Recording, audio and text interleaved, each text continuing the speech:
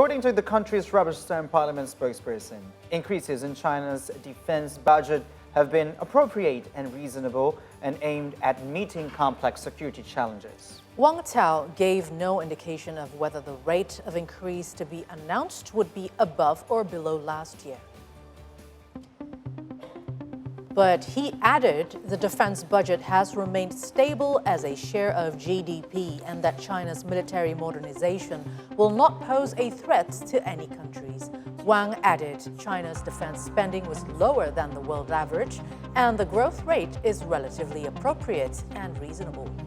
Wang was asked at a news conference by how much China's defense budget would increase this year and whether any increase would be larger than in previous years. He declined to give any figures for this year's budget. The spending figure will be officially unveiled in the national budget to be released on Sunday at the start of this year's annual meeting of Parliament. China spent 1.7% of GDP on its military in 2021, according to the World Bank, while the U.S., with its massive overseas obligations, spent a relatively high 3.5%. 国防费的增长，既是应对复杂安全挑战的需要，也是履行大国责任的需要。中国国防费占国内生产总值的比重，多年来基本稳定，保持基本稳定，低于世界平均水平，增长幅度也是比较适度和合理的。中国的前途同世界的前途是紧密联系在一起的。中国军事的现代化不会对任何国家构成威胁，反而是维护地区稳定和世界和平的积极力量。And to understand more about the situation and also the impact about the matter, we will speak with Imron Cotan, Indonesian ambassador to China from 2010 to 2013 and strategic issues analyst. Hello, Excellency. Hello, thank you for having me. Yes, thank you for making time for C today. So we've heard that China is targeting economic growth of 5% for 2023. It's very high because China was badly impacted by the COVID as well and a zero policy of COVID-19 and all that. But this figure is set amid the government's efforts to revive the country's economy after the COVID-19 pandemic. So how do you see this growth rate and what makes China's economy so stable despite all the uncertainties? Global economy due to war and the impact of the COVID-19 pandemic? Well, first of all, I would like to underline the point that China has a very robust domestic economy with more or less 1.5 billion market. So basically, China's economic growth depends on domestic consumption prior to the onslaught of this pandemic. And with a market of around 1 billion people, I think China will be able to weather the incoming economic global crisis. But on that note, that means it is actually not a problem for them to increase the budget for the defense. Now, we heard that also public have been quite in awe with 7.2% increase or around 1.55 trillion yuan or equivalent to 224 billion US dollars. Now, the number can be said to be fantastic, sir. And why, in this case, why do you think is China so specific about the figure for the defense budget? Do you think it's related to China's defense strategy or how, or in this case, how do you see China's defense efforts? I won't be surprised to learn the fact that China will increase 7.5% of its military budget because this is a big country, a global player. Mm-hmm. But what we need to be careful about is how China would spend this military budget. Mm-hmm. If, for example, China would concentrate on building its blue navy capability that is something that we need to be worried about, especially if China decided to expand the program of strengthening anti-ship carrier ballistic missiles H-6. I think if China, for example, try to modify its defensive military purposes to aggressive military purposes in order to be able to confront the newly established military pact among the US, the United Kingdom, and Australia, that will be something else. But if China consistently build each defensive military purpose, I don't think that we need to be worried about. I mean, it's setting the military budget higher than its growth. And we don't know about other things like development-related budget items such as education, social security, and scientific research. And also, sir, this is analysts saying, you can also rebut my statement here. They said that the commissioning of China's third aircraft carrier expected this summer, the rapid production of new destroyers and fighter aircraft, as well as investments in space technology and artificial intelligence for missile targeting systems were likely to be the main areas of spending this year. So we saw the budget rose 2 consecutive years. 2021, military budget reached 7%, then rose to 7.1% in 2022. So the increase occurred amid geopolitical tensions and showing off weapons in the region. What do you think China do, to show off these weapons? Well, as I mentioned early on, we need to really focus on whether China will shift its defensive military posture into an aggressive one in order to confront, first of all, the military pact that I have referred to previously, or China would not take into consideration the conflict involving Russia and Ukraine. In other words, they disregard the fact that there has been already trouble spot in Europe, and then they will try to create another one in our region. As a matter of fact, the most vibrant Chinese partner is ASEAN countries. We have 600 million market people. And we are the 5th largest economy in the world. So I don't think that China will try to ruffle the feathers because they need also a stable as well as conducive environment in our region in order to be able to export their products. Because as previously, China depended on its export, right? Now they are basically depending on domestic consumption.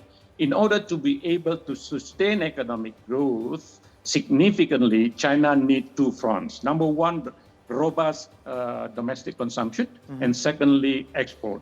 So ASEAN countries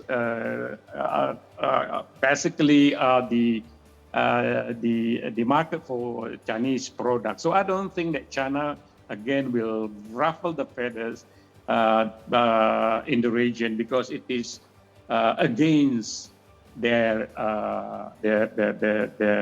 national interests, so to speak. No, I see. Okay, so, sir, we did watch the press briefing by the Foreign Minister Qin Kang earlier this morning.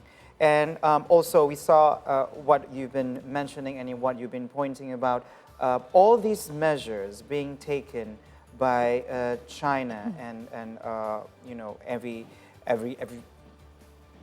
sides of the country at the moment seems to be like quite cornered. Do you think that China currently feels threatened by certain parties with these efforts being taken?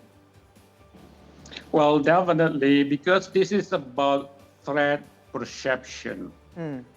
As a matter of fact, China has always been taunted by the the coin basically invented by the U.S. strategists, that is China containment policy. And then, of course, because of this, China will always try to basically exit from this containment policy. So it is only understandable if China will take appropriate steps to redress the situation. But again, I would like to underline the point that China needs a stable and prosperous surrounding areas in order to be able to prosper as well together with the countries in the region. I still vividly remember I was invited by, together with other, of course, with other ambassadors by President Xi Jinping when he unraveled basically the foreign policy of China under his leadership back then in 2003 in Hainan Island. He mentioned that China would like to grow together with countries in the region because the blooming of one flower doesn't indicate that spring is already there.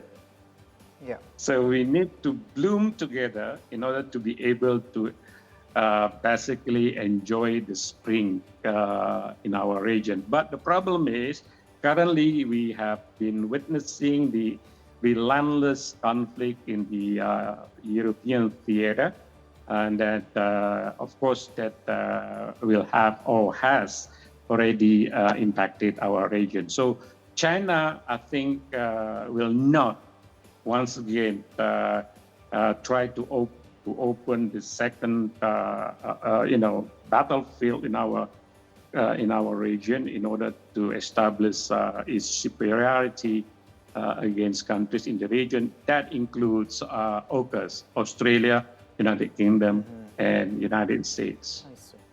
All right, so when we saw the National People's Congress, which is a major annual political event and occurs alongside meetings of China's political advisory bodies, this event known as the two sessions, the GDP targets and military spending are among the most closely watched in the Congress. So why do you think makes the military spending so closely watched? And we heard as well Qin Kang,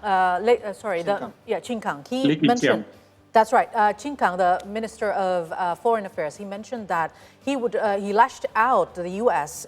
for always defending and giving support to the Taiwan and saying that it actually violates China because Taiwan is supposed to be part of China. So what do you think of this whole situation, especially regarding the military spending? I'm very glad that you brought this to our attention, that straits relations between China mainland and Taiwan has always been a factor in our region. But I think China will not take any drastic, again, I would like to repeat, China will not take any drastic military actions against Taiwan, provided that Taiwan will not declare as an independent state. Right. So, and then Indonesia, of course, recognizes a one China policy. Of course, we also try to convince Taiwan not to declare its independence from basically from China mainland. So as long as Taiwan does not take any measures in order to declare itself an independent state, I don't think that China will take military actions against Taiwan.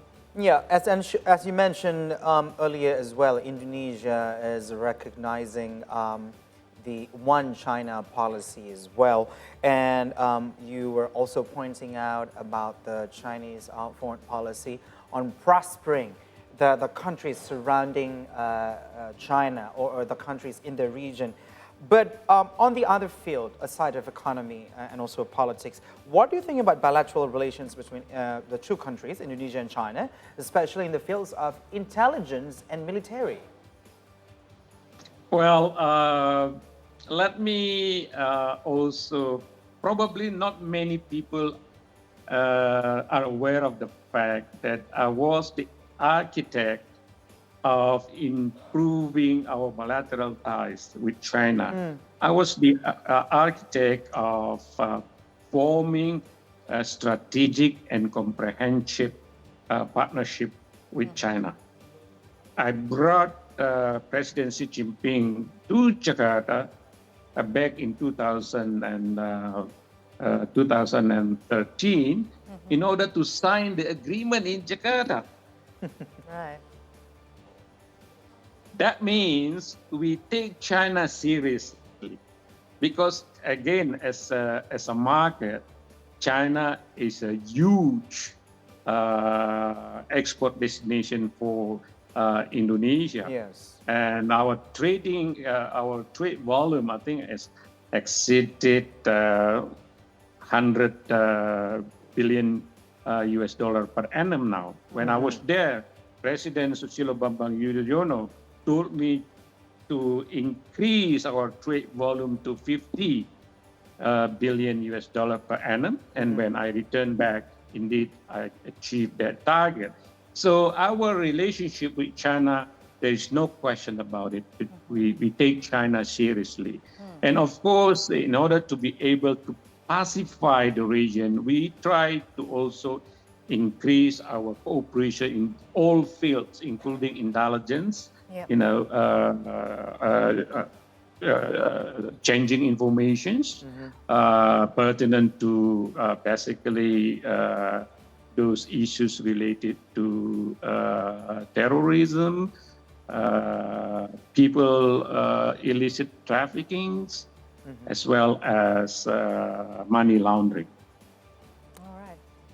It's very interesting talk today. I insightful hope we could have like even longer time for this. That's right. And as well as you have a feel about how China would actually react in these geopolitical situation right now. So thank you so much for enlightening us, Sir Imron Cotan, Indonesia ambassador to China in 2010 to 2013, as well as now you're the strategic issues analyst. Thank you once again for making time for the See Today discussion today. Take care. The pleasure is mine. Thank you for inviting me.